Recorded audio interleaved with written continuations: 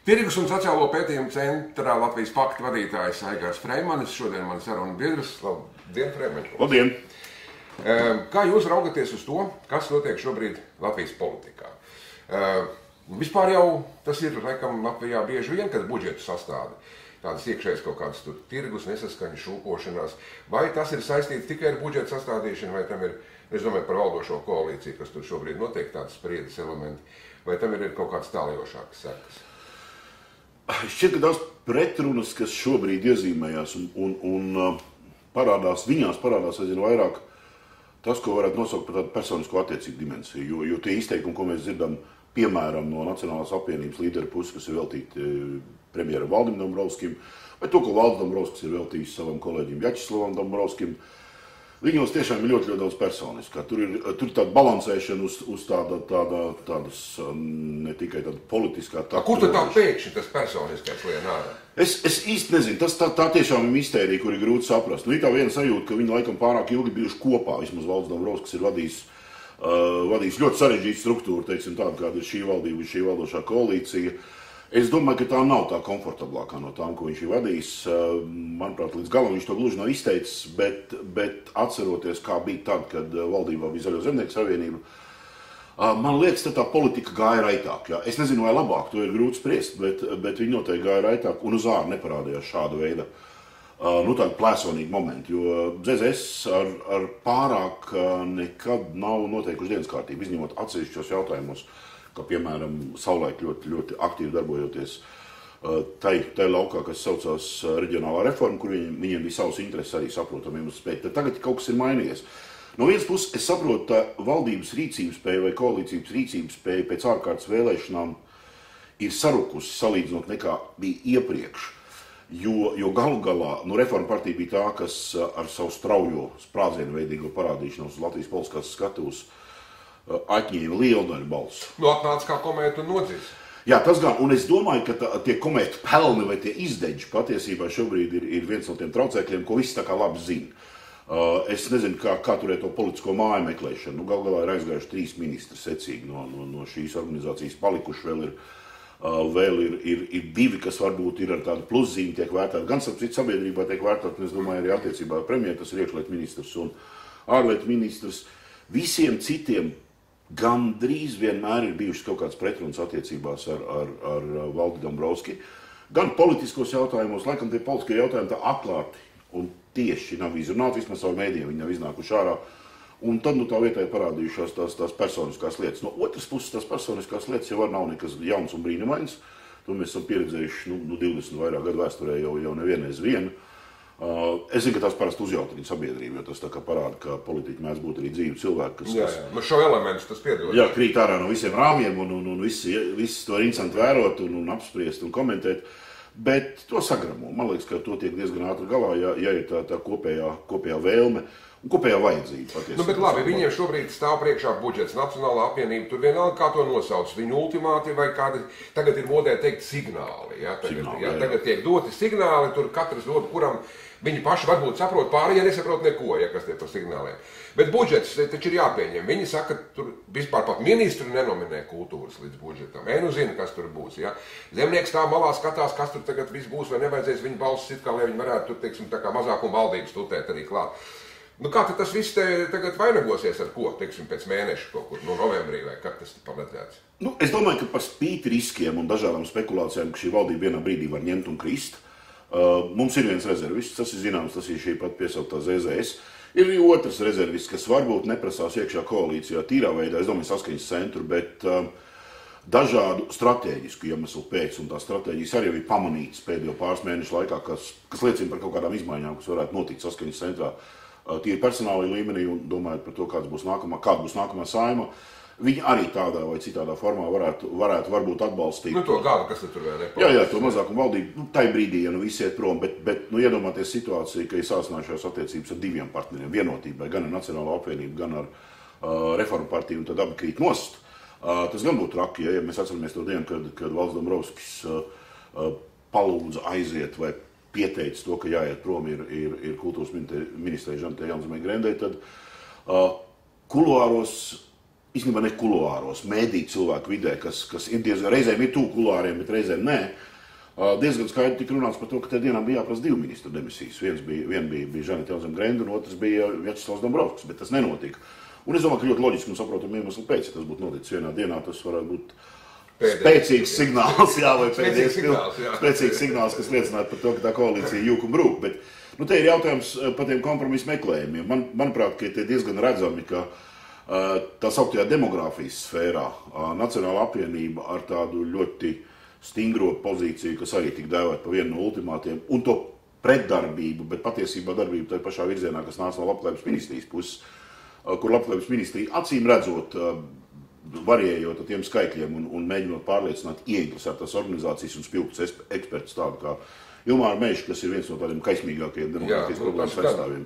Māmiņu klubu izskatās, ka tur kaut kāds kompromiss ir panākts un tur laikam tas ultimāts vairs nav. Bet tajā otrajā ultimātā par uzturēšanās atļaujām. Jā, es domāju, ka tā ir tēma, kas laikam, es nezinu, kā tas būs, bet izskatās, ka tā varētu iezīmēt ļoti jaunu un tādu saudabīgu lapusi tajā Latvijas politikas vēsturē, jo tur var parādīties šī lobby kampaņa, kas ir anoncēta pieteikt visos internetu mēdījos, kur tā kā tāda zināmā mērā patrons vai konsultants ir Ainārs Šlecers aiz muguras, bet tas lobbyis ir nozare, nekustamā īpašuma attīstītāja nozare, vispār nozare, kas noteikti daudz plašāka saistīta gan ar bankām. Līdz ar to, ja tā varētu būt, teiksim, viņiem tas varētu būt tā kā sitiens pa viņiem, es domāju, ka, jebkurā gadījumā tas ir saistīts ar ļoti lieliem riskiem viņiem, un tas varētu būt ļoti interesanti. Bet tāpat laikā ir skaidrs, ka arī tur kaut kādi kompromisa meti jau ir iezīmēti. Labi, bez kompromisiem jau arī nevar tā dzīve jau tā sastāv, bet kā jūs raugaties uz to, kas tagad, bet viņš jau atkal nāks gaismā, parādījās un tagad pazod, respektīvi, es domāju, šeit prezidenta piedāvātos grozījumus premjera un Saeimas attiecību tur, teiksim, tālākā uzlabošanā, respektīvi, ka budžets, piemēram, ja viņi nepieņem, tas vēl nenozīmē, ka demisionē valdību un premjera lūgums palielināšana viņam izvēl. Un, atsakot, tās ir lielas reformas.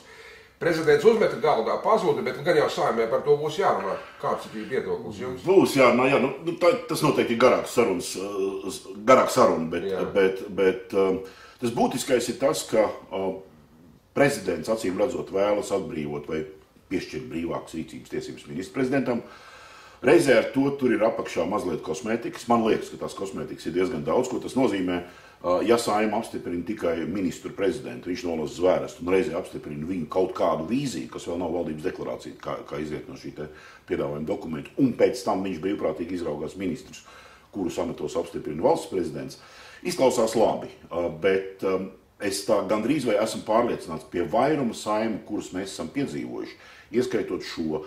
Ja nav vienas partijas ļoti lielas dominantas pār citām, tā situācija beigsies ar to, sāksies ar to, ka potenciālais ministra prezidents sajies kopā ar koalīcijas partneriem, veidos koalīciju un skaidrs, ka pirms visām nominācijām un apstiprināšanām, lai panāktu koalīcijas stabilitāti, šie koalīcijas partneri jau izvirzīja. Un atkal tas nozīmē, ka visu atkal lems koalīcijas padome.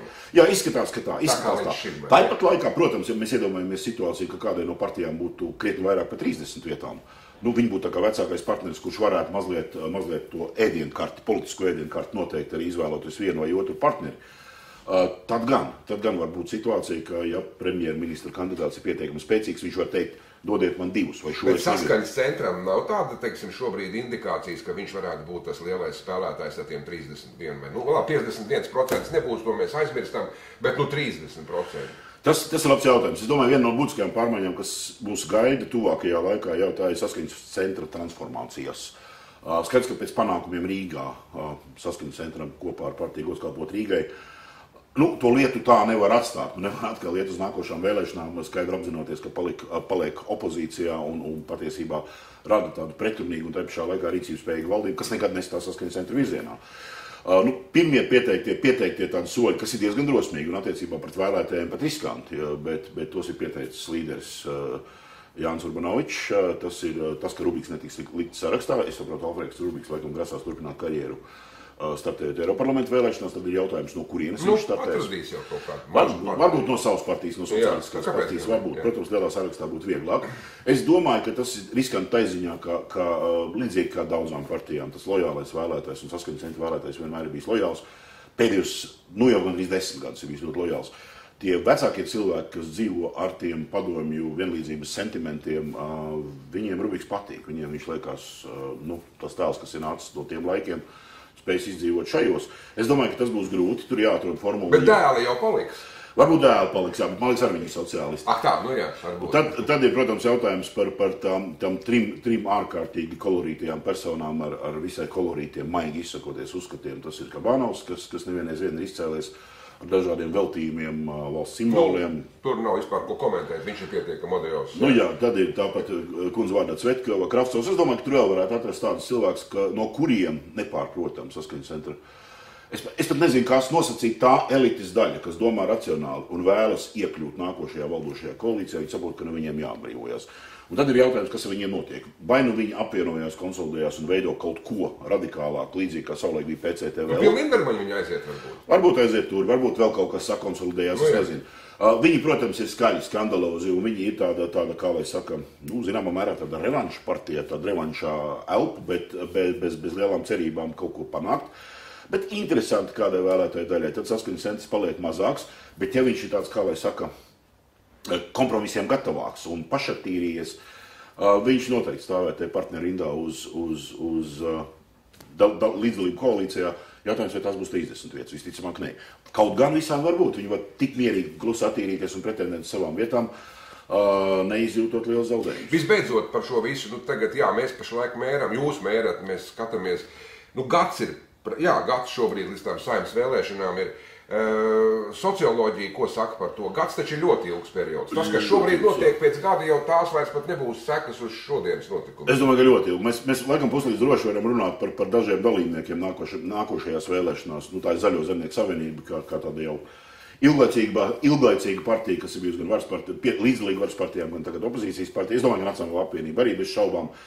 Es neesmu īsti droši par vienotību pilnīgi tādā veidolā, jo tur tās iekšējās rīves kaut kādas arī parādījušās un negribu teikt plaisas, bet problēmas ir. Un gadījumā, ja notiek tas, par ko arī nereti ir rakstījuši mediji, Valdis Dombrovskis, teiksim, dodās kaut kur prom, tad es domāju, ka vienotība šajā veidolā diez vai spēja sevi salikt kopā, jo tur nav tāda redzama līdera. Īstenībā tās atslēgas turētājs vienotībai ar nosaukumu vienotība, kā raksturojuma organizācija ir pats Valdis Dombrovskis. Un Aboltiņas kundze, protams, arī man šķiet. Es domāju, ka Aboltiņas kundzei varētu būt pretrunīgāks vērtējums dažādos flangos. Jā, bet viņi ir tie atslēgu turētāji, un ja par viņiem runā, ka viņi varētu tā kā domāt braukt uz citām valstīm strādāt, ja?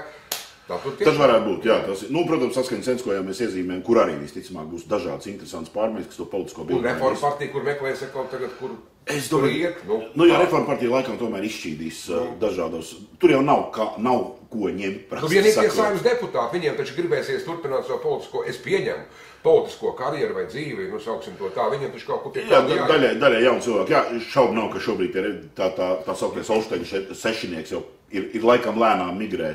Repšes topošās partijas virzienā, tur jau ir aizmigrējis arī viens jauneklis no Saskaņas centra, skaidri un gaiši to pasakot.